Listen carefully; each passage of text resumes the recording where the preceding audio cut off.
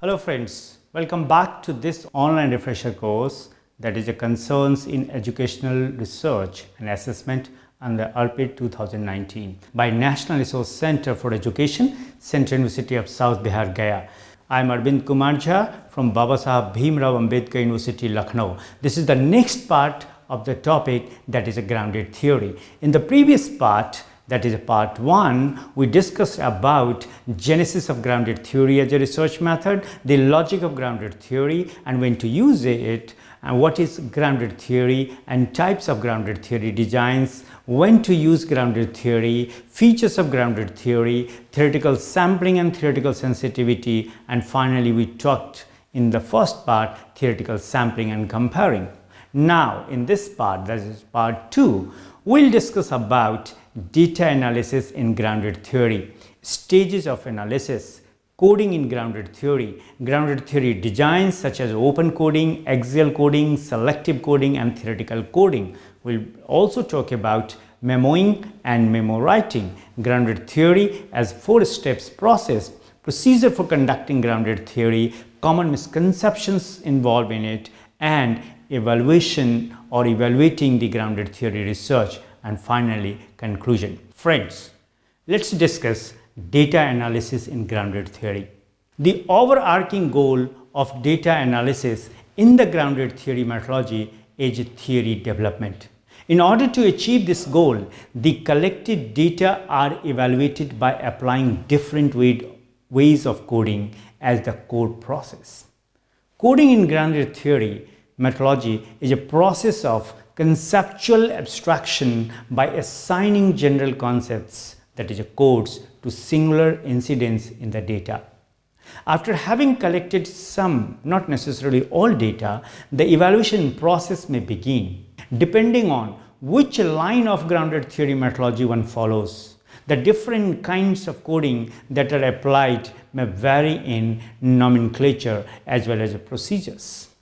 Glasser discriminates between substantive coding, which consists of open and selective coding, and theoretical coding. In contrast, Strauss and Corbin differentiate between 3 kinds of coding procedures that are needed to develop a grounded theory from the data: open, axial, and selective coding, maybe theoretical coding also.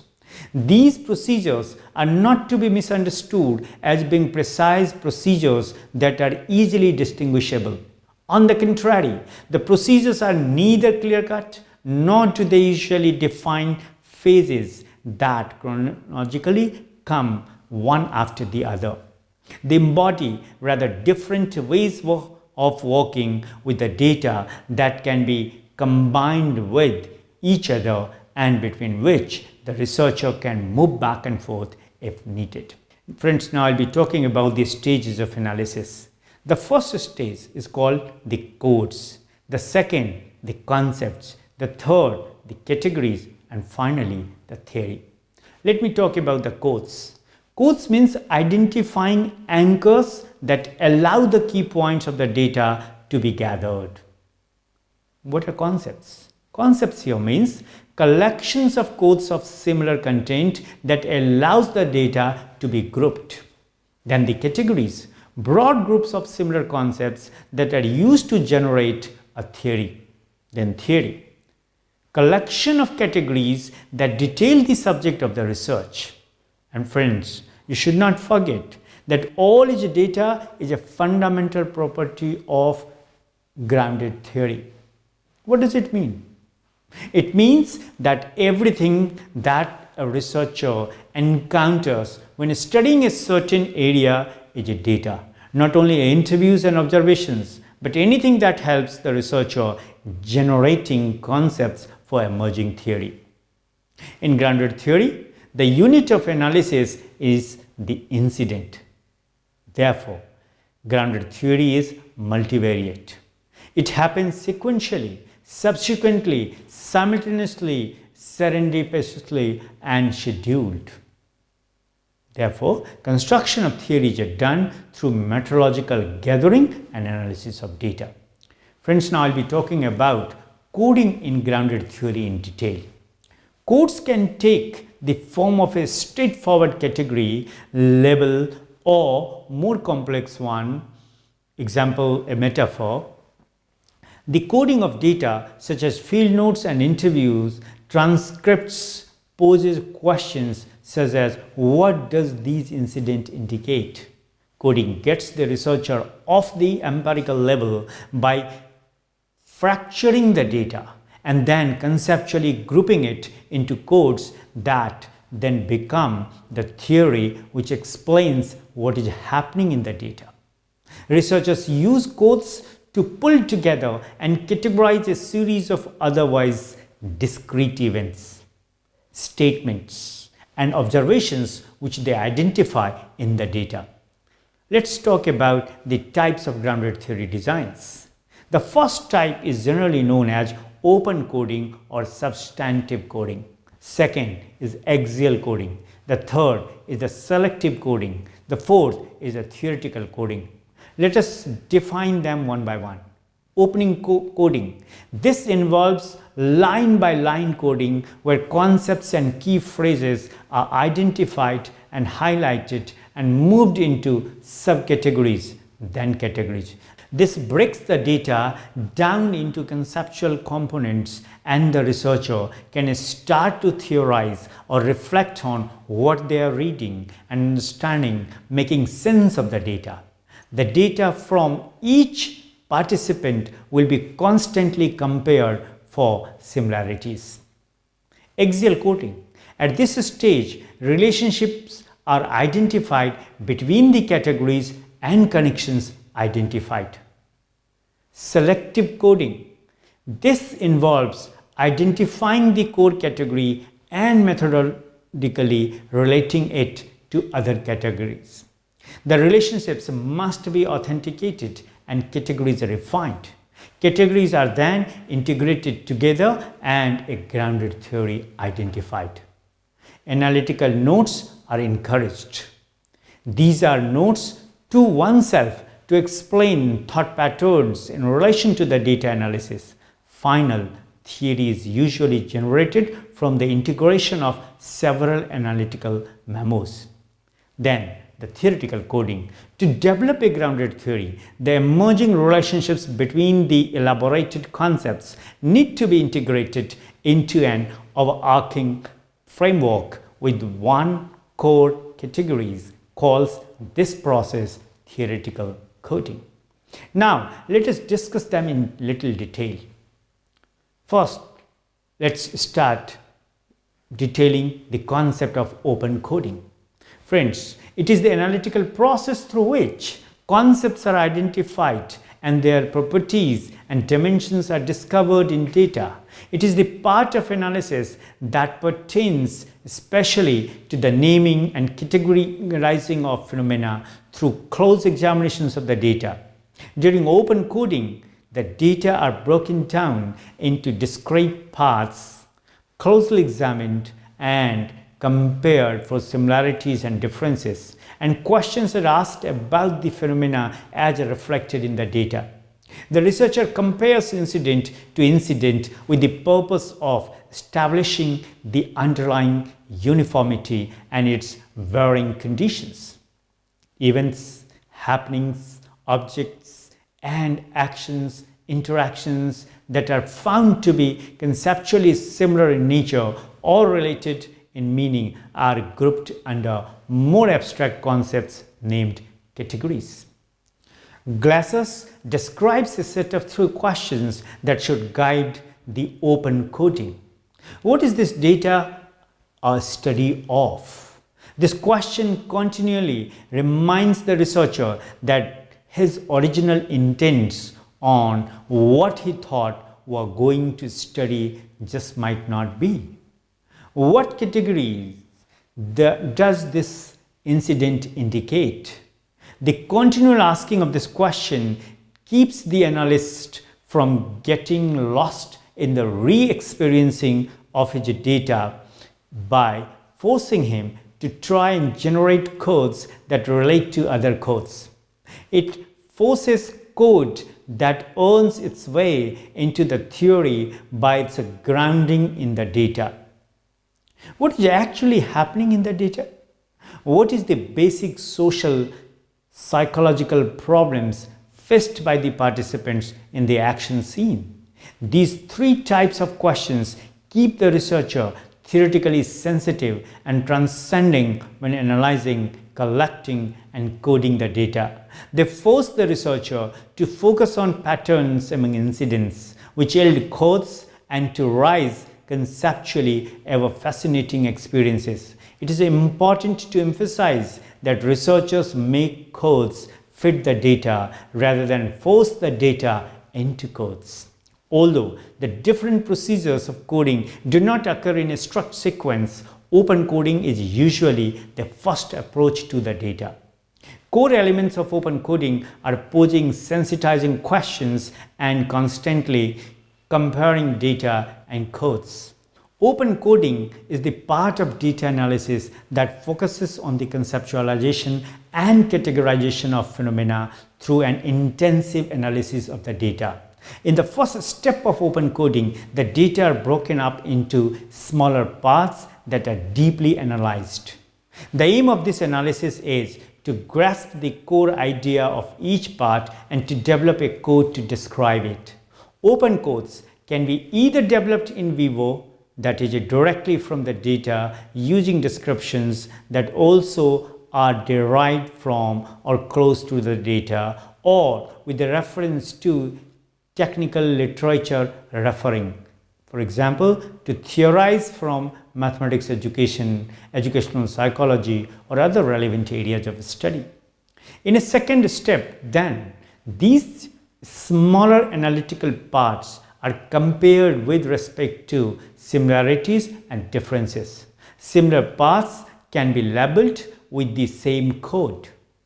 Strauss and Cowen use the terms concepts and category to denote a phenomenon that is categorized and conceptualized by assigning it to one code, that is a concept or concepts of higher order category. This means that the concepts developed are then related to other concepts so that categories of a higher order emerge so that different dimensions of the category can be described. During the process of developing the dimensions of categories, theoretically relevant characteristics of every category are determined and explicated in the code descriptions. The overall goal of open coding is to develop a wealth of codes with which to describe the data. To reach this goal, sensitizing questions are posed regarding the data when they are being analyzed. This finally leads to new discoveries. The following list shows some of the questions that offer rich answers for the interpretation of the data. What? Which phenomena is described? Who? Which people are involved? Which roles do they embody? Or which ones are assigned to them? How? Which aspects of the phenomenon are dealt with? Which are left out? When? How long? Where? In what way is the spatio-temporal dimension biographically relevant or important for single actions? Why? Which justifications are given or deductible? Whereby? Which strategies are used? What for? Which consequences are anticipated? To pose those sensitizing questions, the researcher uses his or her personal and professional experiences as well as a knowledge that was gained from the relevant literature. All those resources are used in a creative manner of free association to interpret the data and to develop codes to describe the interpretation found.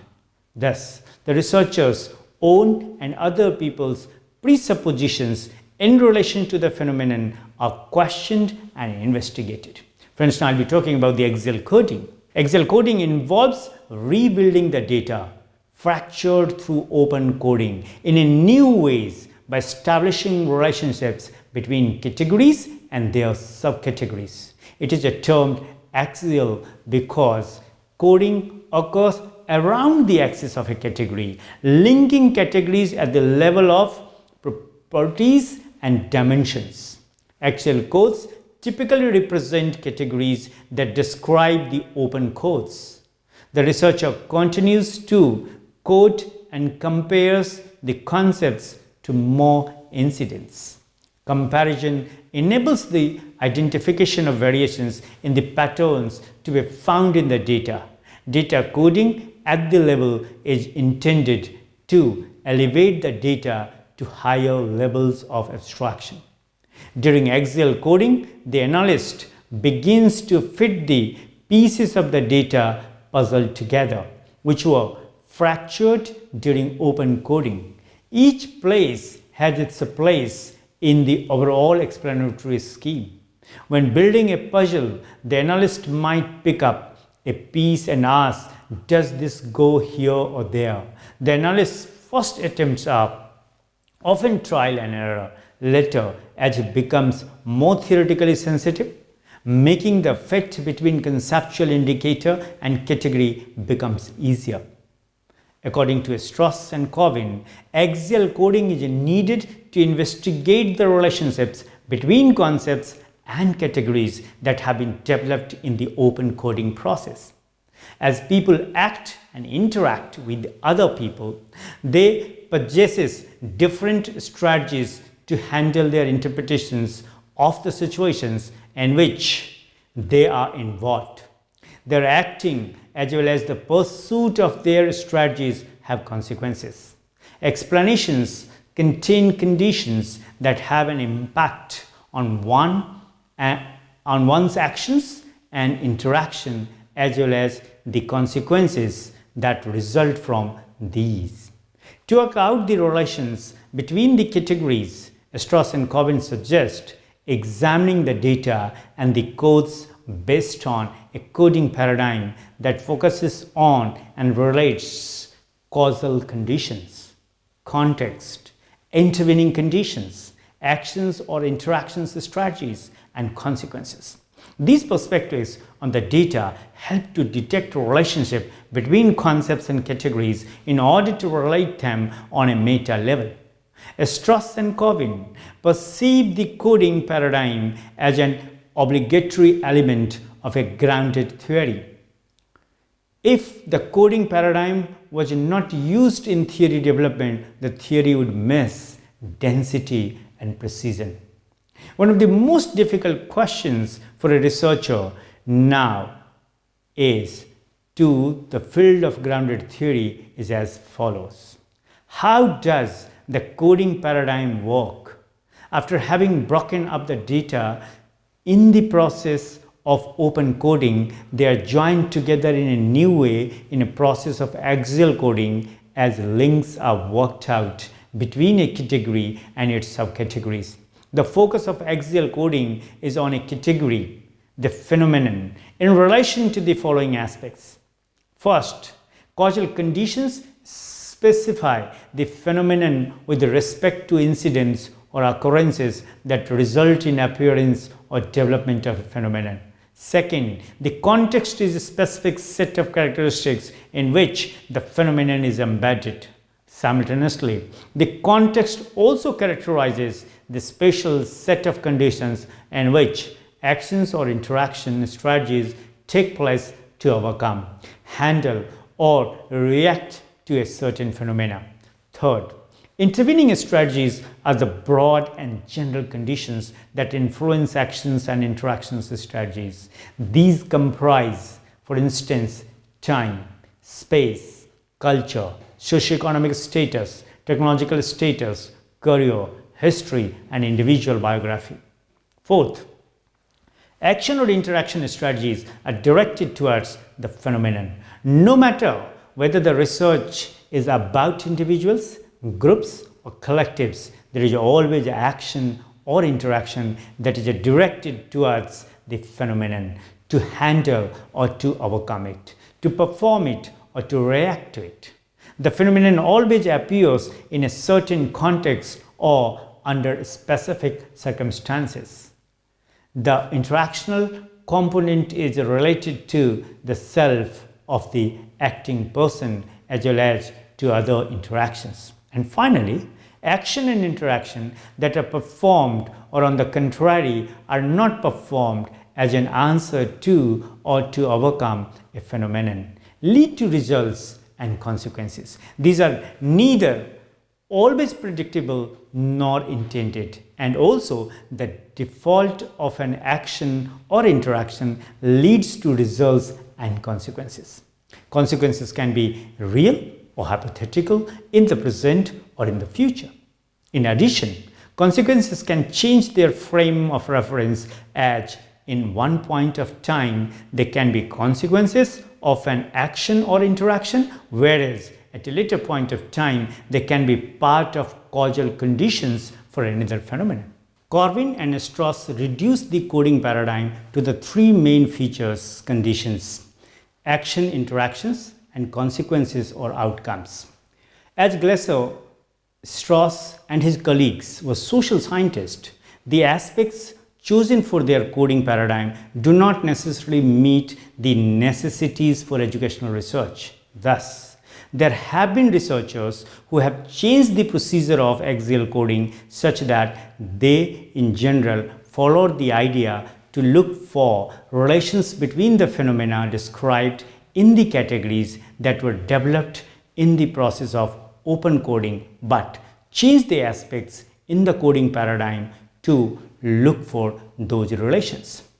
Now I'll be talking about selective coding. The aim of selective coding is to integrate and refine the categories into a theory which accounts for the phenomenon being investigated and validates the statements of relationship among concepts and fills in any categories in need of further refinement. In selective coding, the researcher reduces data from many cases into concepts and set of relational statements that can be used to explain in a general sense what is going on. The goal of selective coding is to integrate the different categories that have been developed, elaborated, and mutually related during axial coding into one cohesive theory. To reach this goal, the results from axial coding are further elaborated, integrated, and validated. Thus, selective coding is quite similar to axial coding, but it is carried out on a more abstract level. The categories are theoretically integrated into a consistent overarching theory as they are subsumed under a core category that is linked to all other categories that were established in axial coding. As Tapo, with reference to Corwin and Strauss, points out, the questions that have to be answered are: what is the research all about and what seems to be going on here? Thus, selective coding is the process of choosing the core category and relating it with the other categories from axial coding. In addition, these relations need to be validated and some categories might need to be refined and further elaborated. The core category describes the central phenomenon around which all the other categories are integrated. If the core categories are found, the storyline of the research is set, or H. Volstead writes, the path is detected that leads the way through all the trees so that the wood can finally be seen. If the core category is found, the storyline of the research is set, or H. Volstead writes, the path is deducted that leads the way through all the trees so that the wood can finally be seen. Having detected the core category, the researcher knows the central phenomena of his or her research and can finally answer the research question. The product of the research process finally appears, the grounded theory that arose from the data. Friends, now I'll be talking about the theoretical coding. To develop a grounded theory, the emerging relationships between the elaborated concepts need to be integrated into an overarching framework with one core category. Glasser calls this process theoretical coding. Strauss and Corbin differentiate between axial coding and selective coding, but themselves emphasize that there is not much of a difference except at the level of abstraction. Now friends, one of the most important things that I'm going to talk about, and that is called memoing in grounded theory. Theoretical memoing is the core stage of grounded theory methodology. Memos are theorizing write-up of ideas about substantive codes and their theoretical coded relationships as they emerge during coding, collecting, and analyzing data, and during memoing. In memos, they develop ideas about naming concepts and relating them to each other, and try the relationships between concepts in 2x2 tables, in diagrams or figures or whatever makes the ideas flow and generates comparative power. Without memoing, the theory is superficial and the concepts generated are not very original. Memoing works as an accumulation of written ideas into a bank of ideas about concepts and how they relate to each other. Memoing is a total creative freedom without rules of writings, grammar or style. The writing must be an instrument of outflow of ideas and nothing else.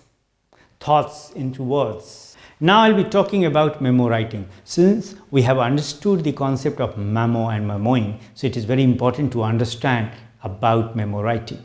Memos are devices that depict the relationship among concepts. It is an important way of keeping records of analysis. As Martin and Turner and Strauss discuss the processes involved in detail, memo-writing takes place throughout the research process, starting with the first interview. They serve a dual purpose of keeping the research grounded and maintaining awareness for the researcher. Memos provide an opportunity to generate and develop explanations of the emerging concepts and to discern some of the interrelationships which exist between them. The memo informs what the code is about and provides the pivotal step of breaking the categories into components and elaborating the codes. Glasser considers writing of theoretical memos as the core stage in the process of generating theory. Glasser defines memo as the theorizing write-up of ideas about codes and their relationships as they strike the analyst while coding. Memo can be sentence, a paragraphs, or a few pages. It adjusts the analyst's momentary ideation based on data with perhaps a little conceptual elaboration. Memos don't just report data, they tie together different places of data into a recognizable cluster, often to show that those data are instances of a general concept. Memos are one of the most useful and powerful sense-making tools at hand for researchers to use during analysis. Their advice is to stop and memo as coding sparks of ideas. You are writing memos to yourself. Secondarily, to colleagues. Memoing helps the analyst move easily from empirical data to conceptual level, refining and expanding codes further, developing key categories and showing their relationships, and building towards a more integrated understanding of events, processes, and interactions in the case. Memoing develops the core category around which the other categories integrate. The core category integrates the theory according to the emergent perspective of investigation and thereby defines its cutoff points. However, the core category has earned its relevance through the grounding of the theory in the domain. It must be central, that is related to as many other categories and their properties as possible, and account for a large portion of the variation in a pattern of behavior. It must also occur frequently, be completely variable, and have a clear and grabbing implications for formal theory. Memos are a rapid way of capturing thoughts that occur throughout data collection, data reductions, data display, conclusion drawing, and final reporting. It saturates dimensions of the main categories that have emerged through coding and consistently generates open questions for further recordings and data collections. At the end of the process, memos have to be sorted and integrated. Sorting memos simply means putting those that elucidate the same category together in order to clarify its dimensions and to distinguish it from the other categories. A further central rule of grounded theory methodology is to interrupt the coding process again and again to write down memos. Stop coding and record a memo on your ideas, as Glasser and Strauss put it. In general, memos are very special types of written notes as they keep track of the analytical process and the directions for the analyst. Thus, they not only describe the phenomena they are about, but move on a meta level by being analytical and conceptual and help the researcher to step back from the material to see it from an analytical distance. Glasser writes, I quote, "Memos are theoretical notes about the data and the conceptual conceptions between categories. The writing of theoretical memos is the core stage in the process of generating theory. If the analyst skips this stage by going directly to sorting or writing up after coding, he or she is not doing ground theory." There are different kinds of memos, like memos on methodological decisions, planning steps, case selection, or interpretative team sessions. The most important variant for the development of a grounded theory is writing memos that contain code notes and theoretical notes. In the process of data analysis, codes can be elaborated so that code notes can be further developed into theoretical notes. Although it is tempting not to write memos, in the analytical process, writing memos and doing diagrams are important elements of analysis and never should be considered superfluous. Regardless of how pressed for time the analyst might be. Thus, writing memos should accompany the whole analytical process from the development of the first code to the final grounded theory. Memos are written only for the analyst in order to keep track of the analytical process, thoughts, feelings, and directions of the research and researcher, in fact, the entire gestalt of the research process. Hence, they are hardly seen by people other than the researchers involved, but are nevertheless of high importance. Also, from the perspective of quality criteria. As mentioned above, the quality of a grounded theory can be judged among other criteria with a reference to credibility, plausibility, and trustworthiness. Memos are needed to argue and prove the development of the grounded theory from the data and are thus a crucial aspect to draw back to when writing down the theory. In addition, Strauss and Cowen also warn, if memos and diagrams are sparsely done, then the final product theory might lack conceptual density and integration. At the end, it is impossible for the analyst to reconstruct the details of the research without memos. Supplementary to written memos, diagrams also help the researcher to find relations between concepts and develop the grounded theory from the data. Strauss and Cowen define diagrams as visual devices that depict the relationships among concepts. Thus, diagrams are needed to link concepts graphically, which is especially helpful, for instance, to illustrate the relations between the different elements of the coding paradigm. Friends, now I'm going to talk about constructivist grounded theory. This is rooted in pragmatism and relativist epistemology. It assumes that neither data nor theories are discovered but are constantly constructed by the researcher as a result of their interactions with the field and its participants. So, my pertinent question Is constructivist grounded theory future of grounded theory methodology? You have to decide. But before I move on, I would like to request you, even if you are using grounded theory, do think about constructivist grounded theory first. Now I'll be talking about grounded theory as a 4-step process. The very first step that involved in it is, number 1, from initial categories with subcategories and descriptions of extreme possibilities on a continuum. Number 2, that is the second step, create a coding paradigm in which central tenets are described with causal conditions, resultant actions, conceptual conditions, and consequences.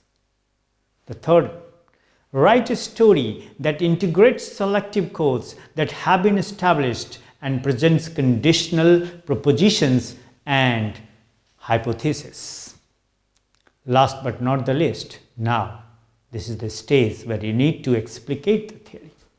I'll be talking about the procedures for conducting grounded theory. The first procedure is we start with data collection through a variety of methods.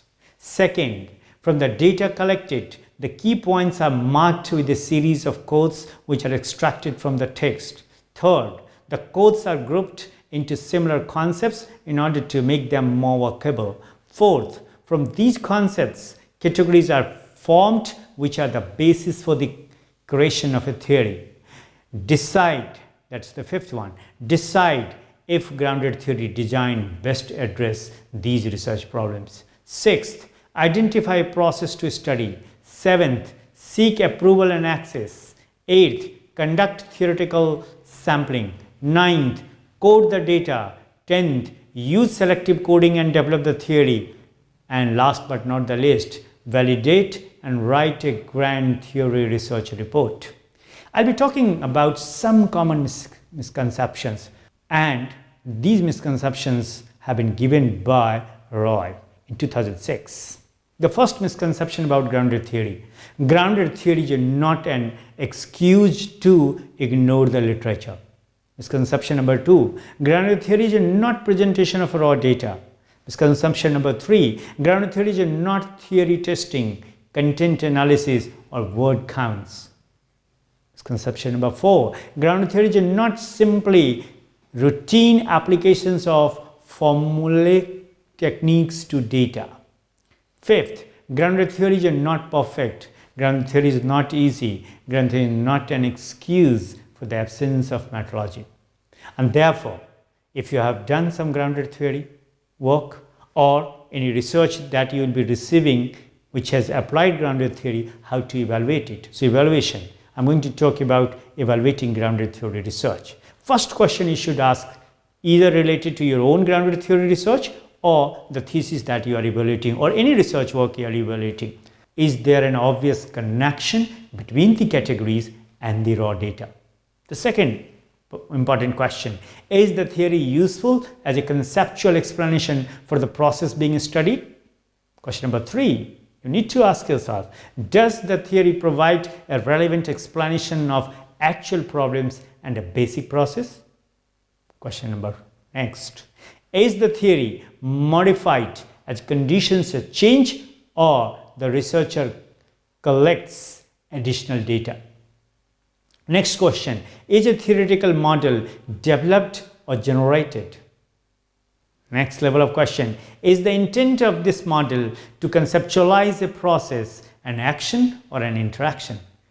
Last but not the least, while evaluating ground theory work or any researcher which has used this, the pertinent question is there a central phenomena or core category? Friends, I would like to conclude, but before I conclude, I have a piece of advice to all of you. Read as much as you can. That's the one important thing that you need to keep in mind. But at the same time, reading will help only when you actually practice it.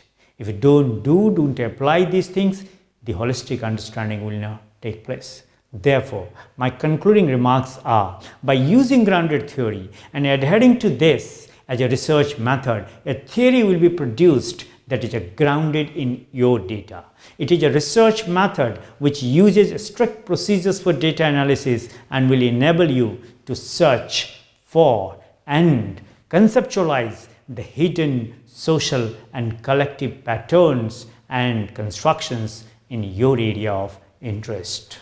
So friends, in this part of the discussion, we discussed about data analysis in grounded theory, data analysis and stages of analysis, coding in grounded theory designs such as open coding, axial coding, selective coding and theoretical coding, memoing and memo-writing, grounded theory as 4 steps process, procedures for conducting grounded theory, common misconception and evaluating grounded theory research and conclusion. This is all about this part. I hope that you would have enjoyed the session. Thanks for watching this video. Namaskar.